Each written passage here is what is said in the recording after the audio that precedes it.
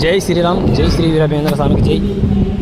చూశారా ఫ్రెండ్స్, ఇంతకుముందు వీడియోలో అచ్చమ్మ గారి ఇండ్లు నివాసం అద్దాల మేడ చూపిస్తున్నామట. లోపల భాగం ఇది, బయట భాగం కాదు, మొత్తం లోపల.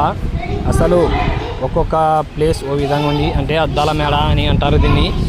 మొత్తం గుహలు, అక్కడ సందులు చాలా అద్భుతంగా ఉంది ఫ్రెండ్స్. చూడండి, శ్రీ మహావిష్ణువు అవతారం ఎలా ఎత్తాడు, బ్రహ్మంగారిగా ఎలా అయినాడు అనేది మొత్తం ఇక్కడ కూర్చున్నట్టుగా చూపించారు.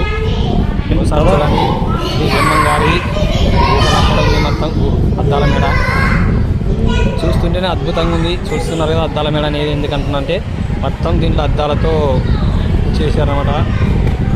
గుహలు అక్కడ పెట్టి, చిన్న గుహలు అక్కడ పెట్టి అద్దాలు, వాటిలో బ్రహ్మంగారు శ్రీ మహావిష్ణువు ఇలా అవతారం పైకి రూపాలు ఏ విధంగా అని చెప్పారు, ఏ విధంగా అనేది మొత్తం ఇక్కడ ప్లేస్ చూడండి ఒకసారి.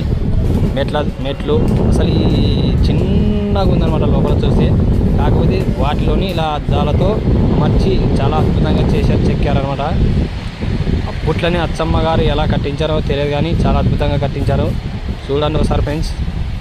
ప్లీజ్ దయచేసి ఈ వీడియో స్కిప్ చేయదని, నచ్చితే లైక్ చేయండి, షేర్ చేయండి, సబ్స్క్రైబ్ చేసుకోండి. మన ఛానల్ చాలా అభినందిస్తున్నందుకు చాలా మందికి ధన్యవాదాలు. అలాగే మీ అందరికీ బ్రహ్మంగారి ఆశీస్సులు తప్పక కలగాలి. మన ప్రజలందరూ, మన సబ్స్క్రైబర్స్ మాత్రం చాలా అద్భుతంగా ఆదరిస్తున్నారని కోరుకుంటున్నాను. దయచేసి వీడియో స్కిప్ చేయకుండా పూర్తి చూడండి. నచ్చితే లైక్ చేయండి, షేర్ చేయండి, సబ్స్క్రైబ్ చేయడం మాత్రం మర్చిపోదండి ఫ్రెండ్స్. ఇంకా చూస్తున్నారు కదా చిన్న గుహలు. ఇక్కడ నుంచి యాగంటికి, శ్రీశైలం, ఇలా బనగాన మహానందికి, ఇలా తిరుపతికి వెళ్ళే ప్రదేశాలు ఉన్నాయంటే బంద్ చేశారు కొన్ని.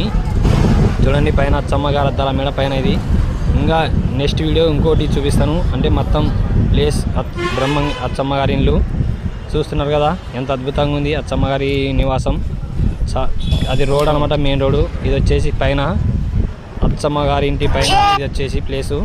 బాగా చూడండి ఫ్రెండ్స్. మళ్ళీ ఇంకో అద్దాల మేడలోకి వెళ్ళాలి. చూస్తే చిన్నగా కనబడుతుంది. ఇది ఇంత అద్భుతంగా ఎలా కట్టారో చరిత్రకారులకు ఇదో అద్భుతమైన చరిత్ర ఘట్టం. దయచేసి ఈ పూర్తిగా చూడండి వీడియో. ఇంకా 17 నంబర్స్ చేశారనమాట. 1 2 3 4 24 నంబర్స్ ఉన్నాయన్నమాట. మనం ఎలా వెళ్ళాలి, ఎట్లా తిరిగి రావాలనేది అర్థం కాని వాళ్ళకు అక్కడక్కడే తిరుగుతారనమాట ఈ ప్లేస్లో. చాలా బాగుంది. జీవితంలో ఒకసారైనా తరించండి, చూసండి, బాగుంటుంది ఫ్రెండ్స్. దయచేసి లైక్